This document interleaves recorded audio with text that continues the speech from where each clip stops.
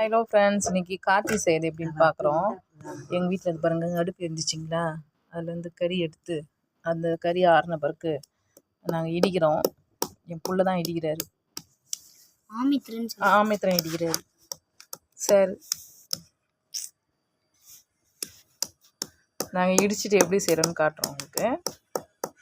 இப்போ அரைச்சிட்டோங்க. இப்போ next process பாருங்கள்.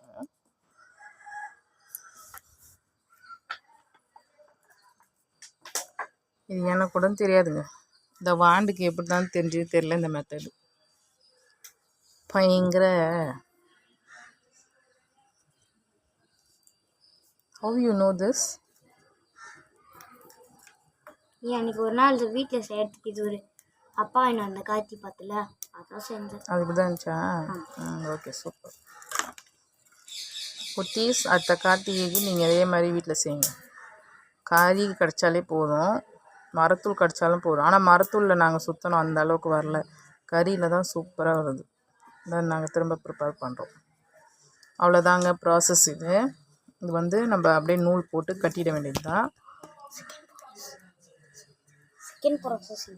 பிடிச்சி அதை கட்டிடுங்க நல்லா டைட்டாக.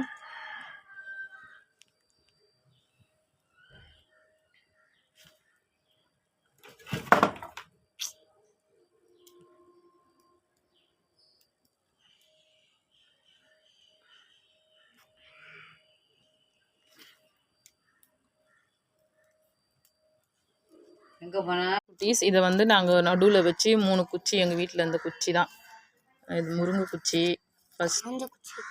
காஞ்ச குச்சி வைக்காதீங்க, பச்சை குச்சி. ஒரு நாள் வச்சு அது எரிஞ்சு. ஆமாம், இது நாங்கள் இதை கொளுத்துனோம் பாருங்கள், காஞ்ச குச்சி வச்சு. இது கட்டையும் பற்றிக்கிட்டு எரியுது, அதனால நல்லா பச்சை குச்சியாக பாருங்கள். இது ஃப்ரெஷ்ஷு பச்சை தெரியுதுங்களா? அதை பாருங்கள், பச்சை குச்சி தான் வச்சுருக்கேன்.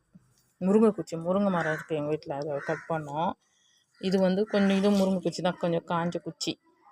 இது வந்து தேக்கு மரத்து குச்சி, கொஞ்சம் ஈரம் இருக்கப்ப குச்சி, அது மட்டும்தான். அது உள்ளே வச்சு நல்லா அங்கே பாருங்கள், மேலே நல்லா ஒரு கயிறை போட்டு கட்டிட்டோம், கீழே ஒரு நல்ல ஒரு கயிறு போட்டு இப்போ வந்து வெயிலில் வைக்க போகிறோம். வெயிலில் வச்சு நல்லா காஞ்சி இருந்துச்சிங்கன்னா நைட்டு நம்ம சுற்றும் போது சூப்பராக இருக்கும். நீங்கள் வந்து இந்த மாதிரி குட்டி பசங்களுக்கு இது ரொம்ப ஆர்வமாகுது.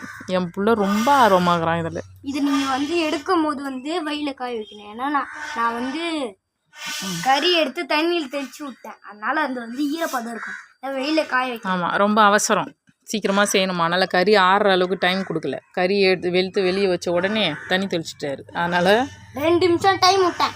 வெயிலில் நல்லா காய வைங்க. நம்ம நைட் சுற்றும் போது காட்டுறோம் பாருங்கள் எப்படி பொரி வருதுன்னு.